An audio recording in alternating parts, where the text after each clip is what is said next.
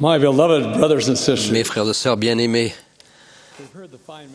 nous avons entendu de merveilleux messages ce matin et je félicite toutes les personnes qui ont participé.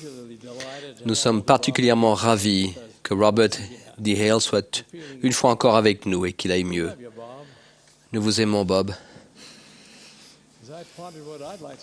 En réfléchissant à ce que je souhaitais vous dire ce matin, je me suis senti poussé à exprimer certaines pensées et sentiments que je considère comme pertinents et opportuns.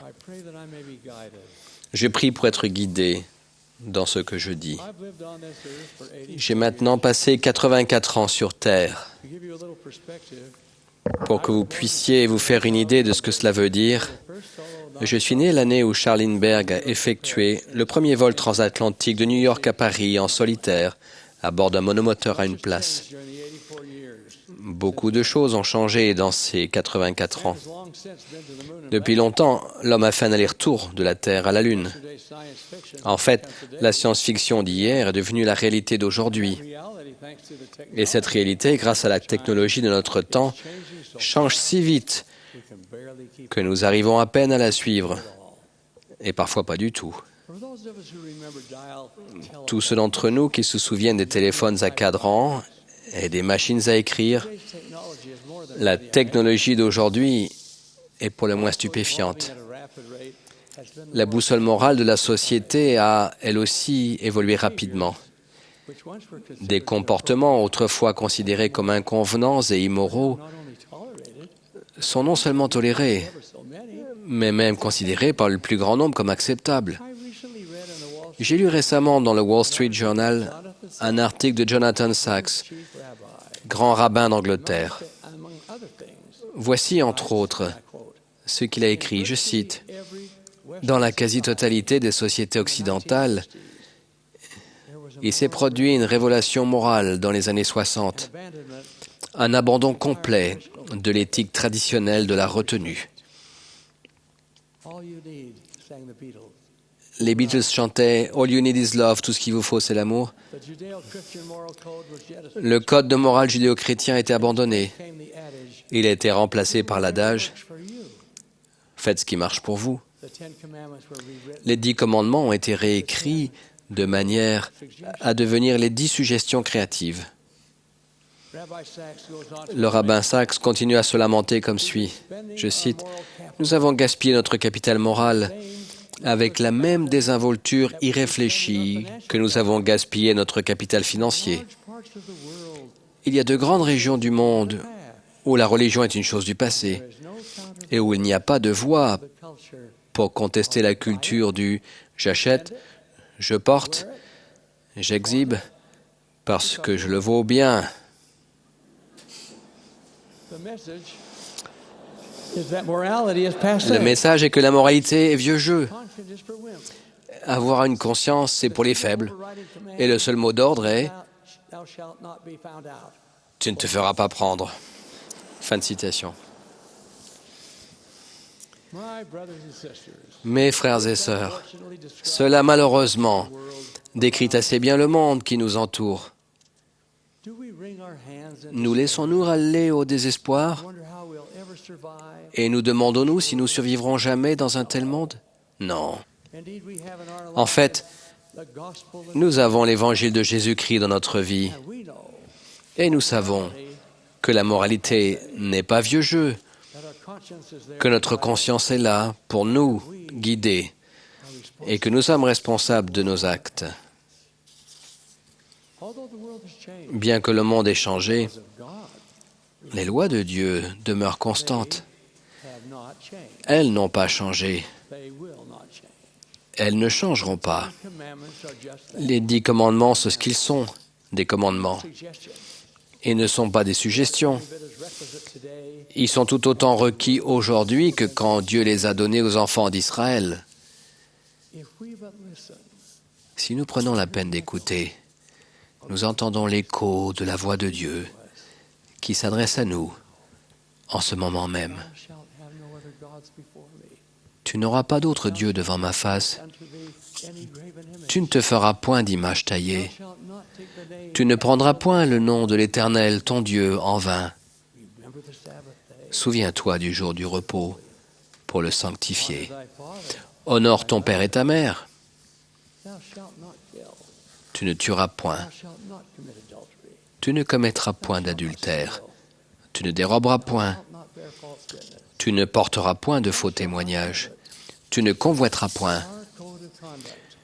Notre code de conduite est irrévocable.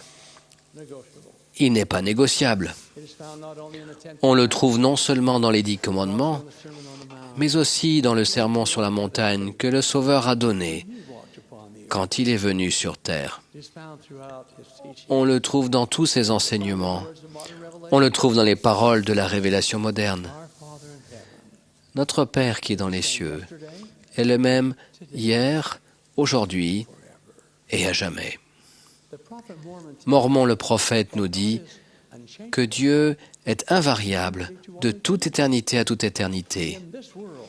Dans ce monde où presque tout semble être en train de changer, la constance de Dieu est une chose sur laquelle nous pouvons compter, une ancre que nous pouvons tenir fermement pour être en sécurité, de peur d'être emportés dans des eaux inconnues. Il se peut que vous ayez parfois l'impression que les gens qui sont dans le monde s'amusent bien plus que vous. Certains d'entre vous ont peut-être le sentiment d'être restreints par le code de conduite auquel nous adhérons dans l'Église. Mes frères et sœurs, je vous déclare, toutefois, que rien ne peut nous apporter autant de joie dans la vie, ni plus de paix en notre âme, que l'Esprit qui peut nous être manifesté quand nous suivons le Sauveur et respectons les commandements. Cet esprit ne peut pas être présent dans le genre d'activité auquel se livre une grande partie du monde. L'apôtre Paul a déclaré cette vérité. Mais l'homme animal ne reçoit pas les choses de l'Esprit de Dieu, car elles sont une folie pour lui, et il ne peut les connaître, parce que c'est spirituellement qu'on en juge. Le terme « homme animal » peut désigner n'importe lequel d'entre nous. Si nous nous permettons d'en être un, nous devons être vigilants dans un monde qui s'est autant éloigné de ce qui est spirituel. Il est essentiel que nous rejetions tout ce qui n'est pas conforme à nos principes et refusions d'abandonner ce que nous désirons le plus, la vie éternelle dans le royaume de Dieu. Les tempêtes feront toujours rage à nos portes de temps en temps, car elles font partie de notre expérience de la condition mortelle et on ne peut y échapper. Nous serons cependant bien mieux équipés pour les affronter, pour en tirer les leçons et pour les surmonter. Si nous avons l'Évangile en nous et l'amour du Sauveur dans le cœur.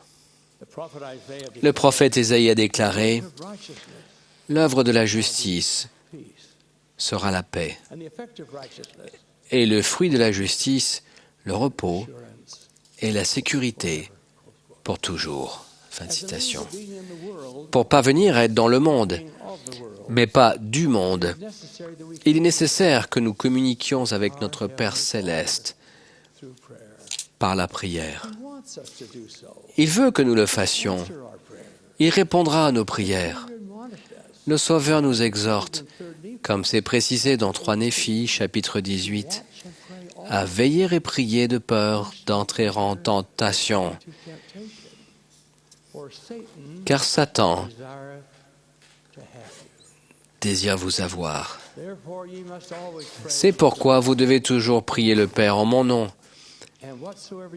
Et tout ce que vous demanderez de juste au Père, en mon nom, croyant le recevoir, si c'est juste, voici, cela vous sera donné. Fin de citation.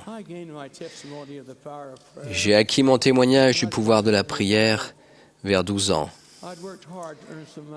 J'avais travaillé dur pour gagner de l'argent et j'avais réussi à économiser $5. C'était pendant la Grande Dépression et $5 représentaient une grande somme d'argent, particulièrement pour un garçon de 12 ans. J'ai donné toutes mes pièces d'un montant de 5 $ à mon père, qui en retour m'a donné un billet de 5 $. Je sais que j'avais prévu d'acheter quelque chose de précis avec ces 5 $. Bien qu'après toutes ces années, je me souvienne plus de quoi il s'agissait. Je me souviens seulement à quel point cet argent était important pour moi. À cette époque, nous n'avions pas de machine à laver. Et chaque semaine, ma mère envoyait à la laverie les vêtements qui avaient besoin d'être lavés. Dans les 2 jours qui suivaient, un lot que l'on appelait lessive humide nous revenait. Et ma mère allait l'étendre sur nos cordes à linge pour la faire sécher. J'avais glissé mon billet de 5 $ dans la poche de mon jean.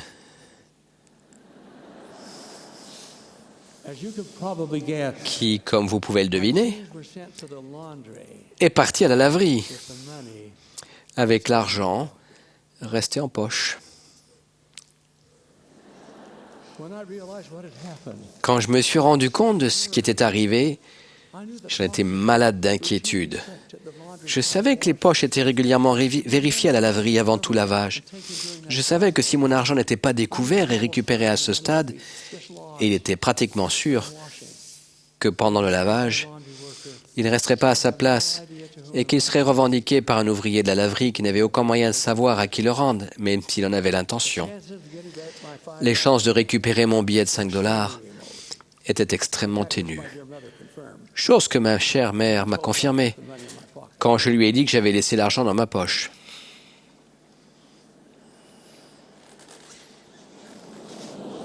I paused. I wanted that money. Je voulais cet argent. J'avais besoin de cet argent. J'avais travaillé très dur pour gagner cet argent.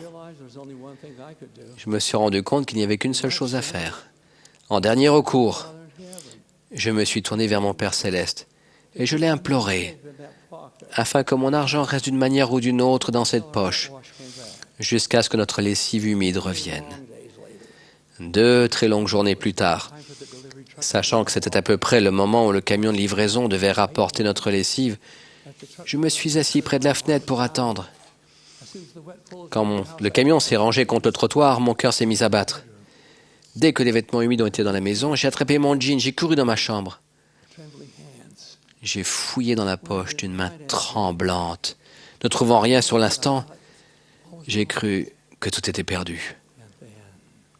Et puis, mes doigts ont touché ce billet de 5 $ tout mouillé. Quand je l'ai retiré de la poche, le soulagement m'a envahi.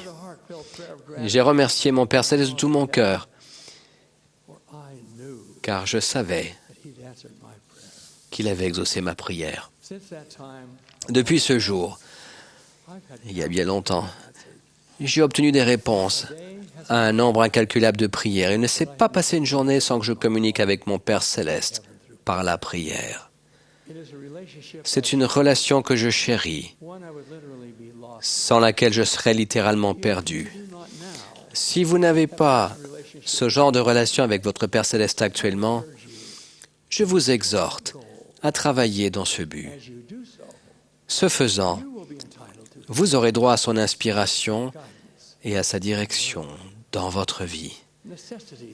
Chose nécessaire pour chacun de nous, si nous voulons survivre spirituellement au cours de notre séjour terrestre. Cette inspiration et cette direction sont des dons qu'il accorde généreusement pourvu que nous les recherchions. Quel merveilleux trésor! J'éprouve toujours un sentiment d'humilité et de reconnaissance quand mon Père céleste communique avec moi par son inspiration. J'ai appris à le reconnaître, à la reconnaître, à lui faire confiance et à la suivre. Maintes et maintes fois, j'ai été le bénéficiaire de cette inspiration. Une expérience assez spectaculaire s'est produite en août 1987 pendant la consécration du temple de Francfort en Allemagne. Le président Benson avait été parmi nous au début de la consécration pendant un jour ou deux, mais il était rentré chez lui, ce qui m'a donné l'occasion de diriger les sessions restantes. Samedi, nous avions eu une session pour nos membres hollandais appartenant au secteur du Temple de Francfort. Je connaissais bien l'un de nos dirigeants éminents de Hollande, frère Peter Mourik. Juste avant la session, j'ai eu la nette impression que frère Mourik devait être invité à s'adresser aux membres hollandais pendant la session, et même qu'il devait être le premier orateur. Mais comme je ne l'avais pas vu au temple le matin, j'ai transmis une note à Carlos Assé, notre président d'interrégion, pour lui demander si Peter Mourik était dans l'assistance de la session. Juste avant de me lever pour démarrer la session, j'ai reçu une note en retour de frère ici, disant que frère Mourik n'était en fait pas dans l'assistance, qu'il était pris ailleurs et qu'il projetait d'assister à la session de consécration dans le temple le lendemain avec le pieu des forces armées. Quand je me suis trouvé à la chaire pour souhaiter la bienvenue et présenter le programme, j'ai reçu de nouveau l'inspiration nette que je devais annoncer que Peter Mourik serait le premier orateur. Cela allait à l'encontre de tous mes instincts, car je venais de recevoir de frère ici l'information que frère Mourik n'était absolument pas dans le temple. Faisant confiance à l'inspiration, j'ai annoncé le chœur, la prière, puis j'ai dit que notre premier orateur serait frère Peter Mourik. En retournant à mon siège, j'ai jeté un coup d'œil en direction de frère ici.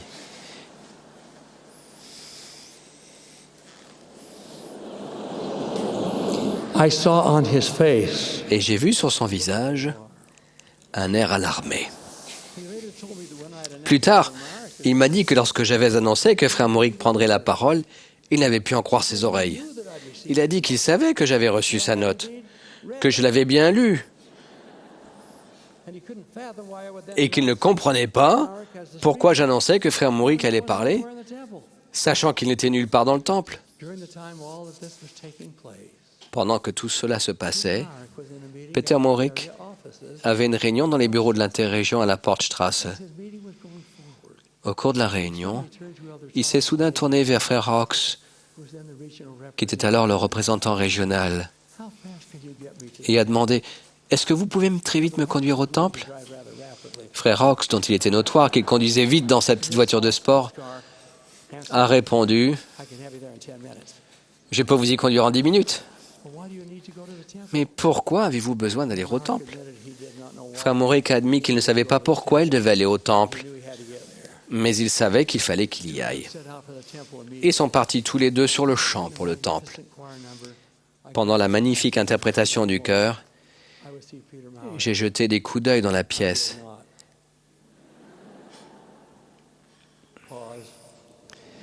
Je n'ai peut-être pas fait, mais je pose.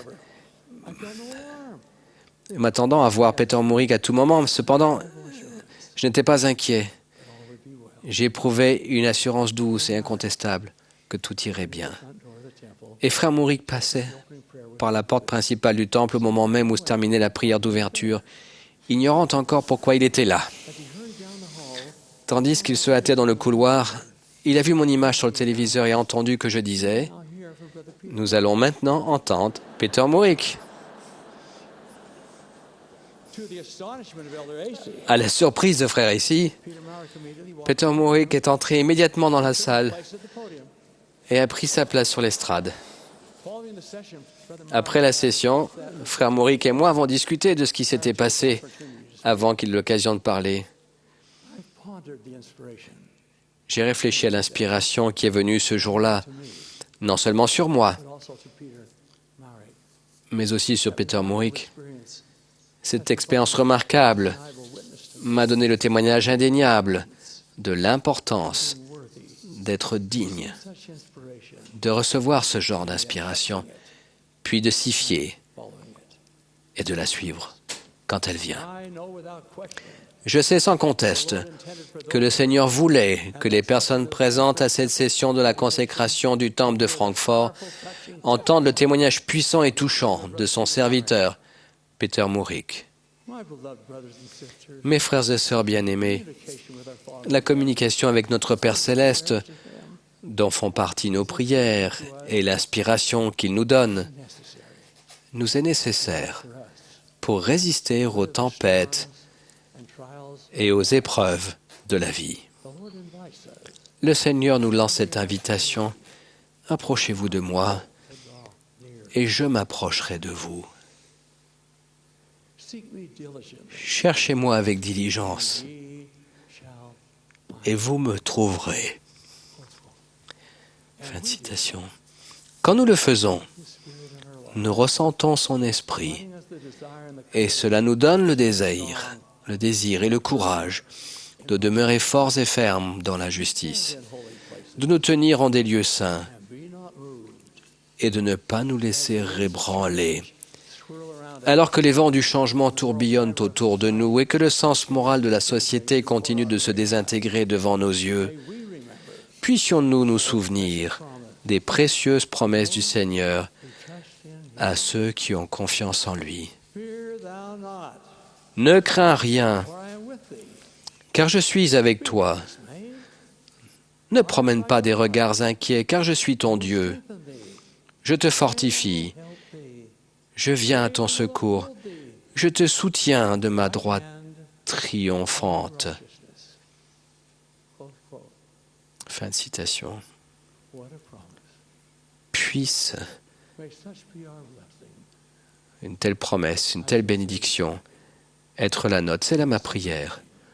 Au nom de Jésus-Christ, notre Sauveur et Rédempteur. Amen.